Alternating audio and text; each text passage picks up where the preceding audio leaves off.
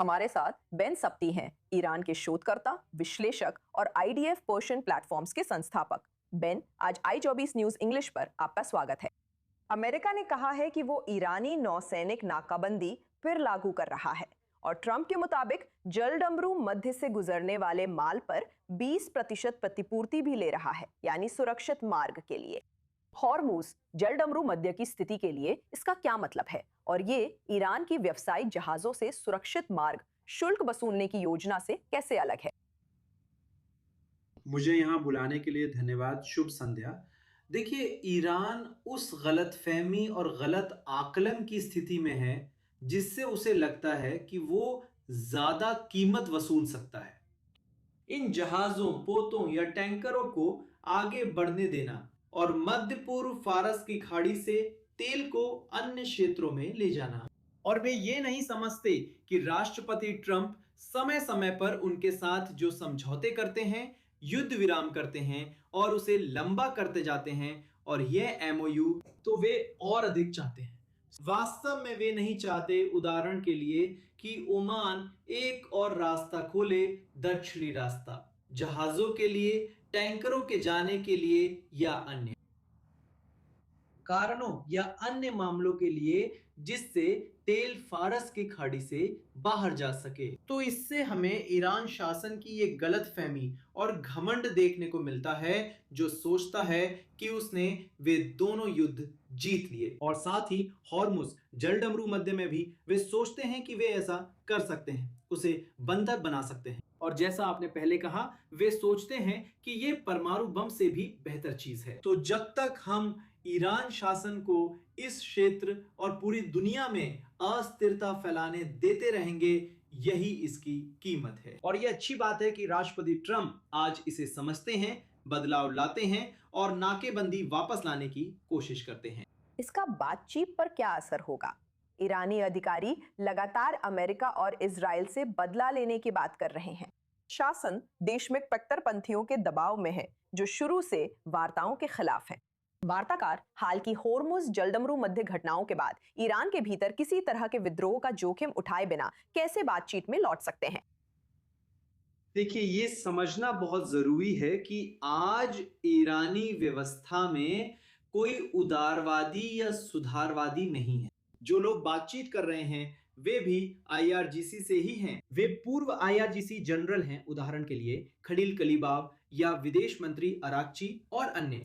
उन्हें बस इतना पता है कि पश्चिम से कैसे बात करनी है या थोड़ा मुस्कुराना कैसे है, लेकिन वे किसी भी तरह का समझौता करने के लिए वहां नहीं है। आइए याद करें कि जब कलीबाफ ने, उदाहरण के लिए, सिर्फ प्रतीकात्मक रूप से, अगर मैं गलत नहीं हूं, विटकॉफ या JD वेंस से हाथ मिलाया था, तो मोजतबा नए नेता ने बातचीत को रोक दिया था।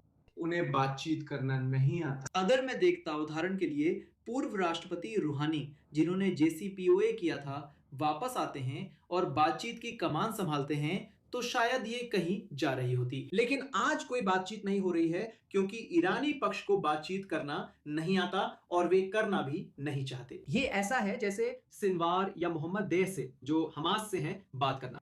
ये आतंकवादियों से बात करने जैसा है और ईरान में वे इसे जानते हैं। उन वार्ताकारों की समस्या ये है कि अब उनसे भी ज्यादा कट्टरपंथी लोग हैं। ये ईरान की एक छोटी समस्या है, पर इसका असर हम सब पर पड़ता है और वे फैसला नहीं कर पा रहे हैं।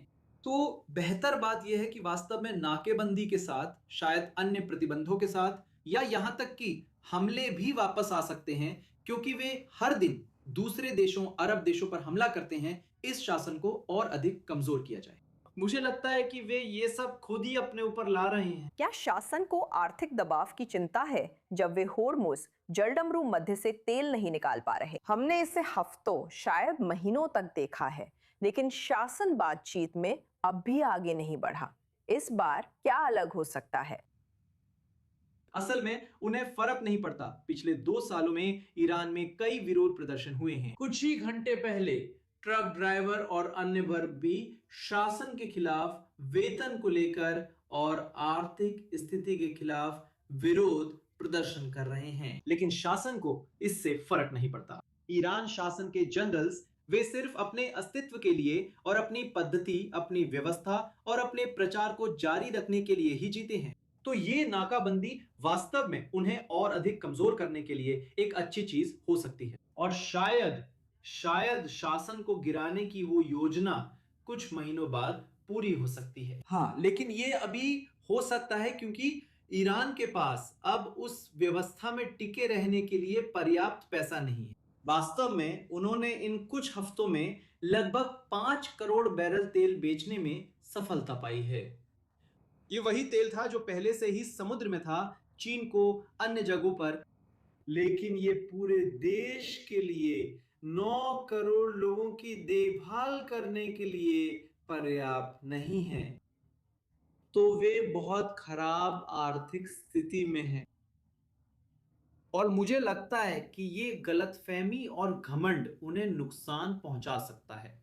और हॉर्मुज जल डमरू मध्य का ये कार्ड असल में ये एक बुरा कार्ड बनता जा रहा है, अच्छा कार्ड नहीं। बेन साप्ती, i24 न्यूज़ इंग्लिश में शामिल होकर विश्लेषण साझा करने के लिए धन्यवाद।